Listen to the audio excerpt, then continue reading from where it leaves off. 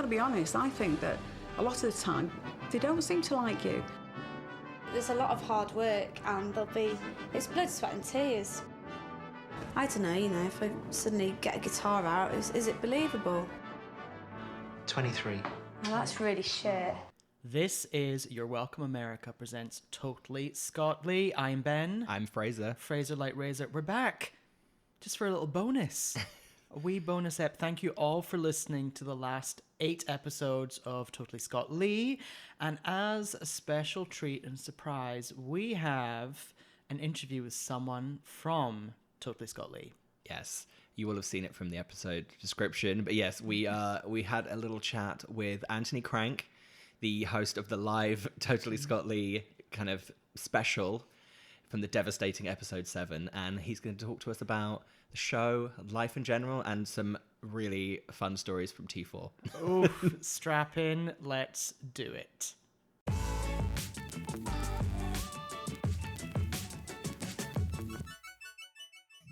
Joining us for Your Welcome America presents Totally Scott Lee is Anthony Crank. Woo! Woo! Hello, hello. We're beaming you into the LA studios from far away. Where are you, Anthony?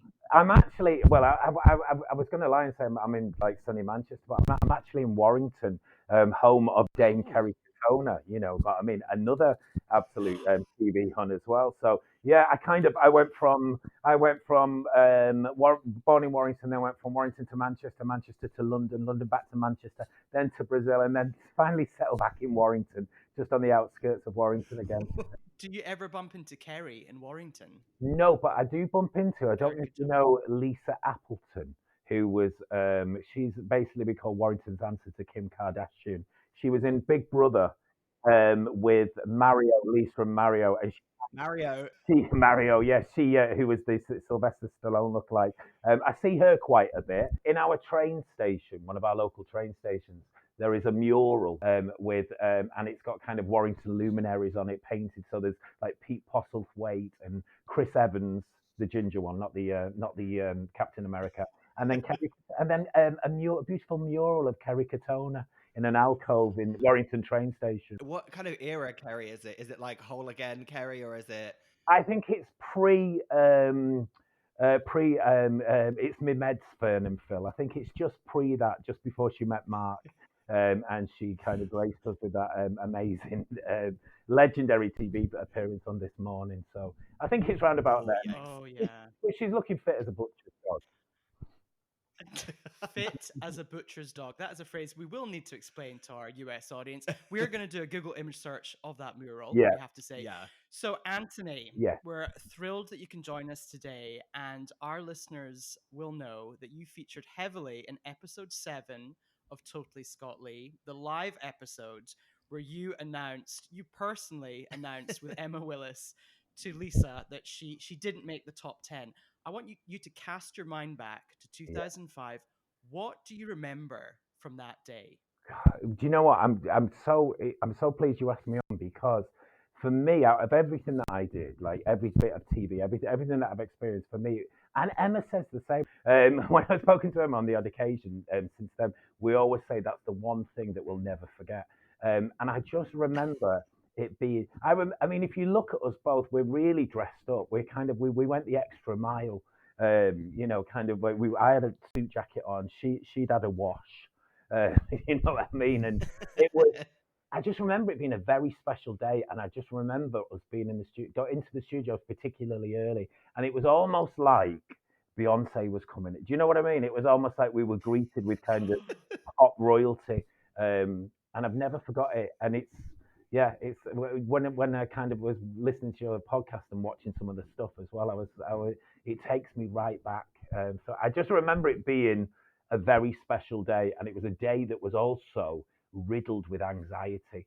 I remember because it was at the old MTV studios on, which was the old TBM studios in Camden, famous studios where they used to have Select outside, June Sarpong and Donna Air in a box and stuff. And it was, and I just remember it being, because we used to do it every Sunday live for 3 hours MTV backstage, and it was unscripted as well, most of it. And I just remember it being a particularly stressful day.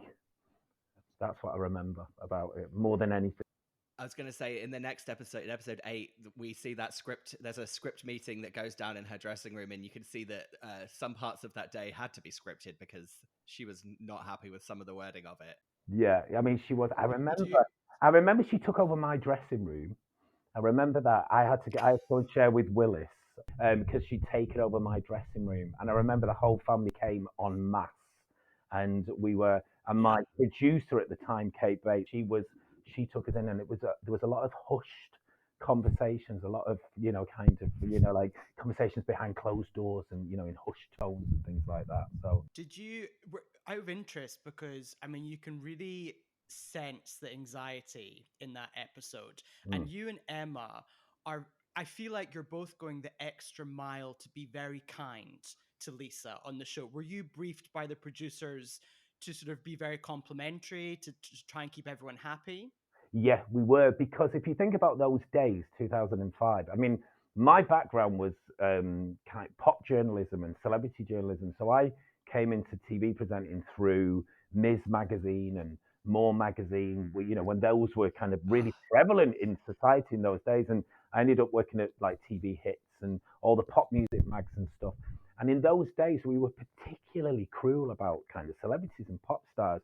Like at More Magazine, we invented the circle of shame. We'd be like, "Oh, Nicole Appleton's got a ripple of fat there. Let's put or Patsy Palmer's got a bit of a bogey coming out of her nose. Let's draw a circle around it and stuff." So I remember it being on a weekly basis on MTV Backstage. We'd really take the mickey out of Totally Scott Lee and Lisa. We'd go for it. And I remember that day, Kate Bates, our producer, came in and she said specifically to me that we had to tone it down. We really did, because Lisa was in a particular. Do you know? Actually, now it's come back to me. It came from the head of MTV. It came from him upstairs. Oh. He had told us that, because obviously it was an MTV produced program as well, that we had to go easy on her. So we particularly did. But it was, to be honest with you, you couldn't have not, because the atmosphere, and she was in absolute floods of tears. She was in buckets of tears for a good 45 minutes to an hour before we went live to the show. She was so stressed out. And I remember Nathan Moore, the manager, coming in and having a chat with us as well, one-to-one, just to kind of fill us in on everything that's going on. So yeah, I remember it being particularly high octane. Nathan doing his job right up to the very end. Yeah. Good old Nate. I guess it's very different. It's very different when you're watching the show, even like you're saying, you're kind of introducing it every week and kind of laughing at it. But when the person is sitting right there, I guess it's a different story, isn't it? You kind of feel like they're a human being a little bit more. Exactly, and it wasn't just Lisa. I mean, like, because I've known Lisa on and off, through the music magazines, but back when I moved to London in Princess Diana died, and I was like, "Right, I've had enough. I'm moving from Manchester. I'm going to move to London," and I moved to London, and I ended up living in a really grotty shared house and H from Steps lived. I lived in a house with H from Steps, and he had literally I know that's a bit of an exclusive for you there. And he had literally just signed to be in this new band, and at the time, it was H, Lisa, Claire, and it wasn't Lee and Faye. It was a friend of mine called Derek, right, from Burnage in Manchester, and a crazy Chinese singer called Maddie, who called herself Angel. And I remember Lisa coming round in those very early days, only once or twice, and I have a memory of going to Lisa's flat with Claire or with Angel or one of them. So I kind of knew her from round about then on in. So there was a vested interest in her anyway. But I can envisage her now coming through the turnstiles at MTV, and already there was a dark cloud surrounding the whole family and her, and she literally went straight to her place, straight to her dressing room, locked the door, and we were like, we wanted to go and say hello to her. There was a bit of a time before we could get in there and say hello. Did you and Emma go and say hi to her before the show, and how was Lisa to the two of you? We did, and she was absolutely, she was a mess. she was a shaking mess. Because Oh. I know, and this is it. I mean, this is it. I mean, you could not. I mean, even though we did take the mick, and it was those days where we were, kind of like celebrity. It was a very different era then, and you could take the mick, and you were particularly cruel with stuff that you couldn't get away with nowadays. She was. You couldn't not have had a heart for her. Because she was. Because we'd seen her every week, kind of breaking down on TV. Also, just the fact that she was just like all over the place, really. And I remember in particular she wasn't in a good place with Nathan. She was particularly having a go at Nathan. But the best thing about it is, because I don't know for you guys, but the best thing about that show, for me, week on, week out, was Michelle Heaton from Liberty X, with a kind of just like a side eye and all this. And Michelle was there as well. And it was almost, I'm not ashamed to say, but it was almost like Michelle was relishing it in some way, kind of like, like about the evil sister-in-law in that way. There was I remember Michelle had a smile, like a shit-eating grin on her face throughout most of it. And she was, That tracks. yeah, she was particularly enjoying every moment of it. And I'll never forget that. She was loving, she was mugging the camera at every single opportunity that she could. Yeah, it's I think you bring up a really good point. It's such a different time of pop culture, Yeah, particularly in the UK when we were all pretty snarky and mean. Savage. yeah, Savage. yeah, Even before the word savage was used in that way. And yeah. and I completely agree with you that Lisa, she comes, look, for all her flaws, she comes across as like she's not a bad person. So No. you can only go so far in your kind of snarkiness with her. By the way, one thing I want to ask about, there was in episode 6, there was a launch party for the show in Leicester Square with Mm. Alex Zane hosting it by the looks of things. Were you at that party? Oh, do you know, when you mentioned that, I can remember being there, but for most of that period, we were drunk, kind of. So I remember we would have gone on and freeloaded. But what I do remember is that me and Emma once got the train down to Rill, all the way to Sunny Rill, which is, Rill's not a quaint little seaside town in the slightest. I think it's got the biggest heroin problem in North Wales, and we got the train down to Rill, probably about 5 o'clock in the morning from Euston. Must have taken us about 3 or 4 hours, 4 or 5 hours to get to North Wales, and we spent the day with Nana Scott Lee, and also I'm sure Lisa's mum and dad. But I remember specifically going to Nana Scott Lee's, and I remember it being the height of summer. So it was something, I mean, compared to what you guys are used to, but I remember it being ridiculously, ridiculously hot. And Nana Scott Lee, and it was like a Tuesday, had made us a traditional English Sunday roast, but thick.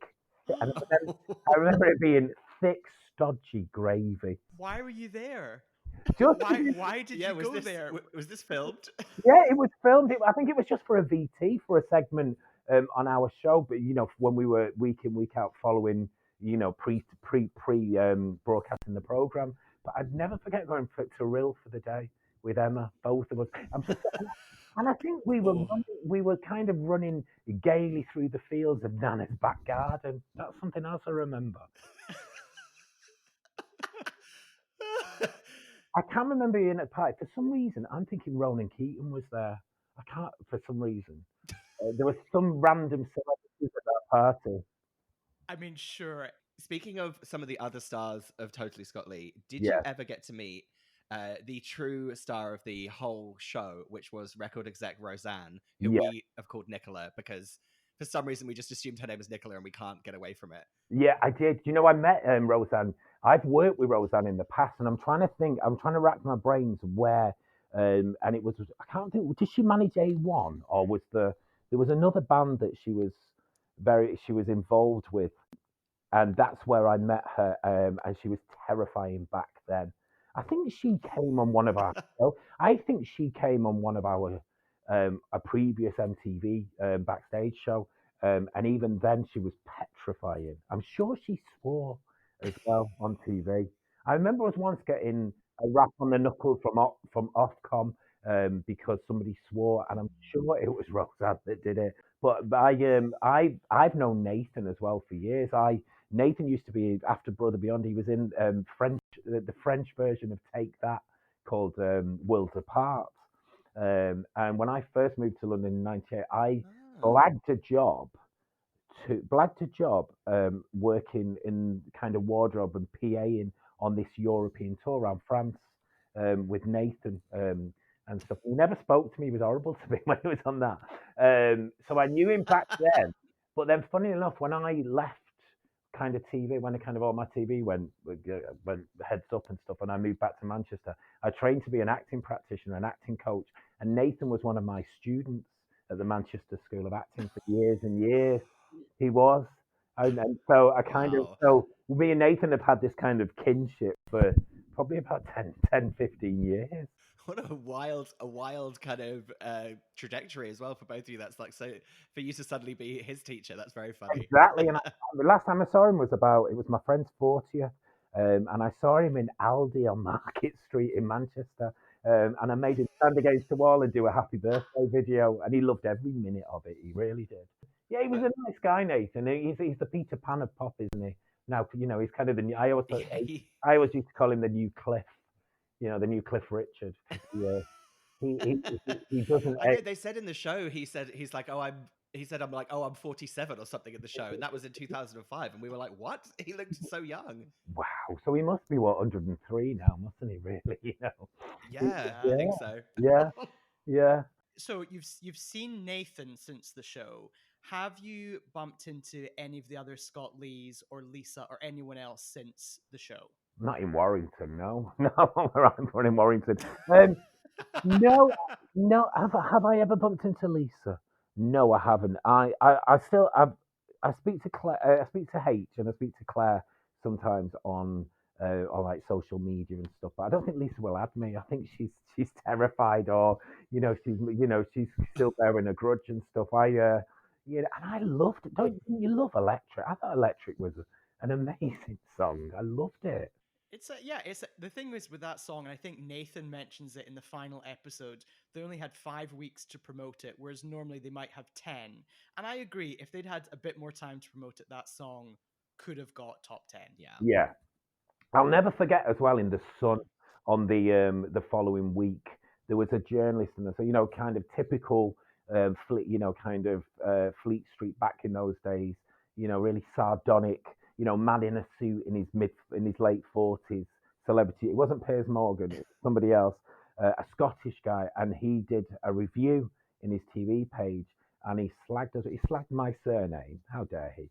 He slagged my surname right, and he also said that I had a face like a side of Serrano ham. Those big hams you can buy, Spanish ham. And I'll never forget that when anyone talks about Totally Scott Lee, I always think of that idiot in the Sun newspaper saying that my face looked like a big piece of ham. How dare he? What a specific insult. Yeah. That's so Yeah. strange. And also, Anthony, in 2005, and still to this day, you're a very good-looking Yeah, I was man. going to say, so I beg to differ. I don't know if you heard my my very thirsty comments about you on the last episode we did, but that ain't true. Or if it is, then happily we'll eat some ham. Bless you. It's a lot of filler and a lot of filler and a lot of confidence. That's all it is, and Botox. No, it's not. It's working well, and you're speaking to two aging gays in LA, so we understand. I want a face like a cat by the end of living here. I want to look like Jocelyn Wildenstein. Oh God, I'd love to.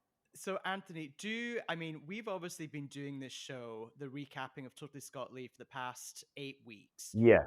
And we're obsessed with it. People online love it. Do people still bring up this show to you regularly?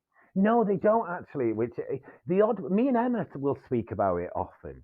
If I've ever posted something, or if somebody else posts something, we'll always have a little comment, or we'll write a little message and stuff. But no, sometimes they do. I get a kind of lot of really, kind of cool gays in their 40s, cultish kind of now DJs or record company execs, or working casting directors and stuff, and they love the show, and they'll often mention it as well. But not as many as I'd like, because as I said, for me, it's one of the best things I ever did.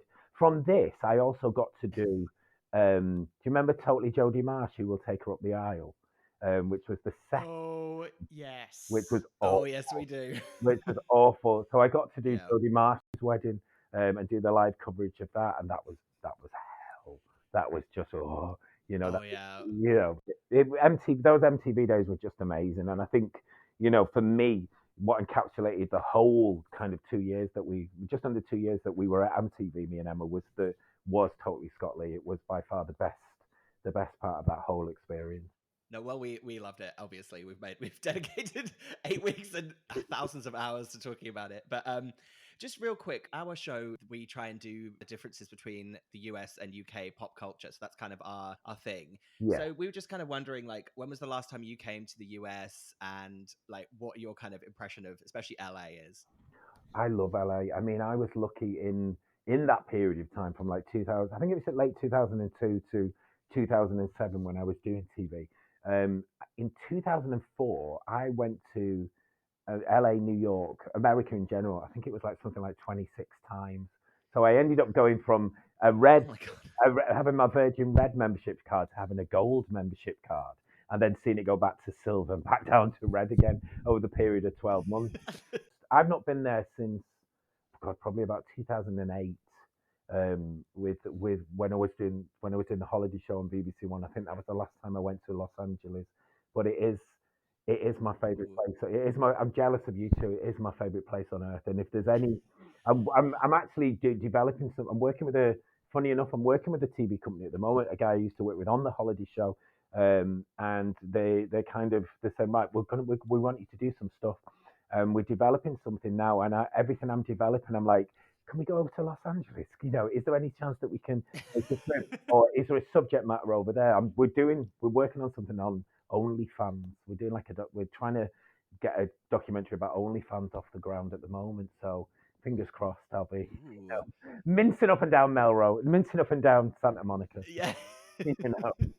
Yeah, finding all those OnlyFans creators in like West Hollywood. Yeah, There's a lot of them. exactly. Well, the next time you're over, we have to meet up and get the proper goss face to face as Yeah. well. So, but speaking of goss, while we still have you as well, I mean, as gays of a certain age, T4 is Yeah. very important and crucial to our upbringing and development as human beings. Yeah.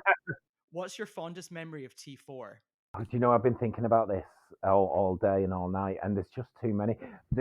I mean, where do you begin?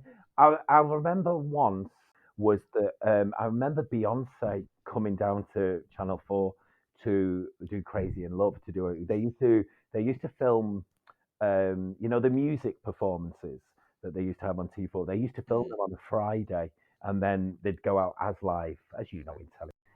I'd go out as live on the Oh yeah. Sunday, and we all went down because it was Beyonce. It was the first. I think it was the first solo single, wasn't it? So we all went down, and I remember, Yeah. I'll never forget that the props guys got this huge industrial, because she likes a fan, doesn't she, Beyonce? This huge industrial fan for the Crazy in Love performance, and they hadn't tested it before she started the performance. And she started singing Crazy in Love, and they turned the fan on, and a shitload of dust and crap just flew out of the fan and hit Beyonce in the face. So she was literally covered in all this like kind of muck and grime where this fan has been stored. I'll never forget that memory. The people that you got to meet and the people that you got to kind of take the piss out of really was just amazing. And of course, being able to dribble on the lap of Dame June Sarpong, MBE, OBE, whatever she is now, we need more June Sarpong in our life. We really do, because she was just bonkers. The one thing I kind of, the name drop thing that I'll do, the thing that I'll always dine out on, is that I once got to spend an afternoon with The Rock, Dwayne Johnson, where he almost played my lover in a flat in Soho. So it was, when you used to do when school children went on holidays and they'd have the kind of like summer mornings and things like that. So they'd have a little bit of T4 on every Right. day, Monday to Friday, and it was me and The Rock, and so it was like me and The Rock would wake up in a bed together, and then The Rock could be doing my ironing in a frilly penny, and then The Rock could be polishing my shoes and stuff. Nobody believes me, and I'm like that to my mum. Mum, you must have an old VHS of that. I just again, I think there's a T. I don't know about what you think, but I think with the whole T4 days, there's, you obviously started with Ben Shepherd, and then you kind of moved on to like Dermot and Margarita. But I think the glory days were our time. Do you know what I mean? When it was me and Steve and Vernon and June and Makita and Simon, before kind of it all went a Yep. little bit skinny jeans with Alexa Chung and what's his name, Nick Grimshaw and all that. Oh, yeah. Yeah, never mind them lot. But I just think our days were kind of. I don't know that when you think about T4, you think about that period. Yeah. Totally. Yeah, we're there with you. And also, I remember those early days. Didn't you actually shoot? Didn't you actually film it in the Channel 4 like headquarter building, that glass building? Yeah, Weren't you there? downstairs. Yeah, so it was downstairs, and I remember you could smoke in the in like the dressing room and stuff. It was like a drum, wasn't it? It was almost like a round drum. So when I first started at T4, it was upstairs in the canteen, and then it moved to downstairs in that drum thing. And I remember the Victoria Beckham coming down to do, what was that solo song she did? Not Out of Your Mind, a second one, and David coming with her. Not Um, such a not such an innocent girl. girl. Yeah, and Victoria came, and she came down, and David had come down with her as well. And I just remember every single gay and every single like thirsty female that worked in Channel 4 had literally come downstairs to the drum. And David, as Victoria's performing, David squatting on the floor, and I remember seeing the crack of his ass and his Calvin Kleins. And he's really egging Victoria. Go on, girl. Go on, darling. You're doing good. You're doing good. As she was miming her way through her performance. So that's what. Whenever you tell me about the drum at T4, that's what I remember is the crack of David Beckham's ass. Anthony, it has been an utter pleasure talking to you and helping us round off our Totally Scott Lee coverage. If our listeners want to follow you on Instagram and Twitter, where do they need to go? Oh yeah, I took myself off Twitter because I'm just too confrontational. I can't deal with all the angst. But I'm a huge Instagram slut, so I'm at Crankster. So it's CrankZter.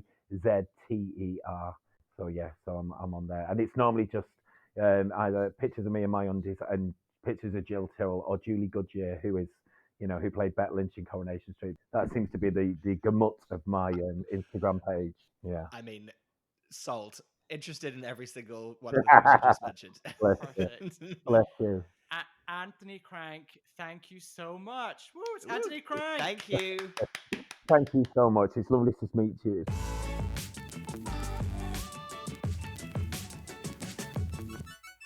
That was our interview with Anthony Crank from Totally Scott Lee. Oh my God. David Beckham's bum crack during a performance of Not Such an Innocent Girl. The Warrington mural. Oh my God. Just what a great guy. Just perfection. We have to say thank you so much for Anthony Crank joining us via satellite. Yeah. From Warrington. Couldn't be a more perfect guest for us, really. Utterly perfect. As Anthony said, if you want to follow him on Instagram, his handle is Crankster, which is CrankZter, Crankster on Instagram. He seems to post, as he said, a lot of nighty nights. Yep. Great. A show which we need to really get into at some point. Lots of pics of him looking great. Yep, very into it. And his gorgeous pink sofa, which I would like. Yes, I really like his. Yeah, I've been doing a little decor perving as well as just general perving. It's a very strong Instagram. So thank you again to Anthony Crank, and thank you all for listening to this season of Your Welcome America Presents Totally Scott Lee. I say that like there's going to be another season. There's not. No, but there might be another season of Your Welcome America Presents. So watch out. Coming your way in 2021, there might be a little something special. Do you know what? January and February, cold hard months. Well, that January blues, especially with COVID, I think I can't imagine anyone's going to write anything about that on social media.